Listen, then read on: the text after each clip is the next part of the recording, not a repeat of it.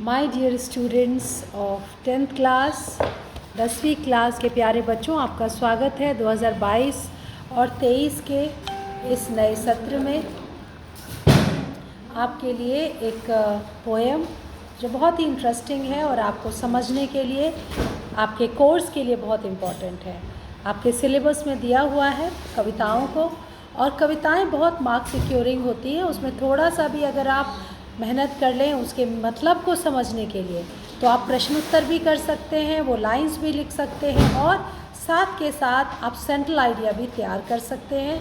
And you will have an improvement in writing good English, expressing your thoughts. आपके thought expression poem पढ़ने और लिखने से अच्छे होते हैं।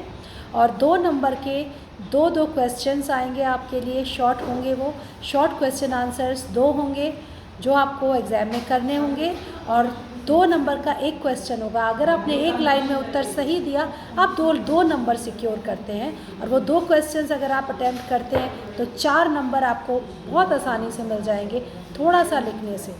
ऐसे ही सेंट्रल आइडिया जो 4 नंबर का होगा, उसमें 4 या 5 लाइन्स होती हैं, वो अगर आप सही से लिख देते हैं तो आपको 4 नंबर मिलेंगे। टू द पॉइंट होता है, 100% मार्क्स आप सिक्योर कर सकते हैं।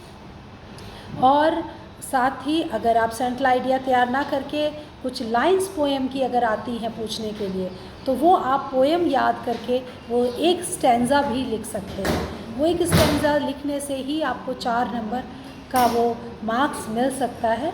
और क्योंकि ये लैंग्वेज है तो इसमें आपको 100% नहीं दिए जाते। You know the things. Good morning. अच्छा, ये पोएम मैं आपके सामने जो पढ़ रही हूँ बच्चों, ये है रॉबर्ट फ्रॉस्ट की poem the dust of snow.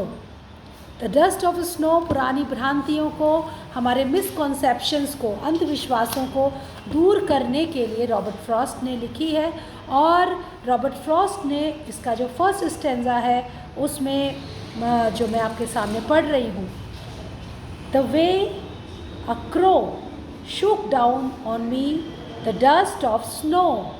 यहाँ पर क्रो और स्नो सेम राउंड कर रहा है, और ये आपकी जो राइम स्कीम है, जब आप आगे पढ़ते हैं, बड़ी क्लासेस में लिटरेचर पढ़ेंगे, तब आपको समझ में आएगा।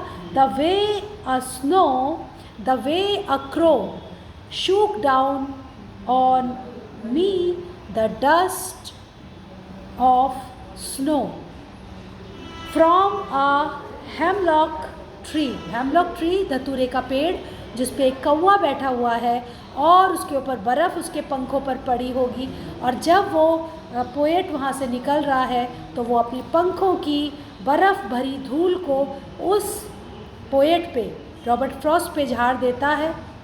और रॉबर्ट फ्रॉस्ट को इससे एक विचार आता है और वो एक कंपोज करते हैं पोएम। बहुत अच्छी पोएम है बच्चों, इसको मैं आगे आपके साथ कंटिन्यू करूँगी in my next video. God bless you.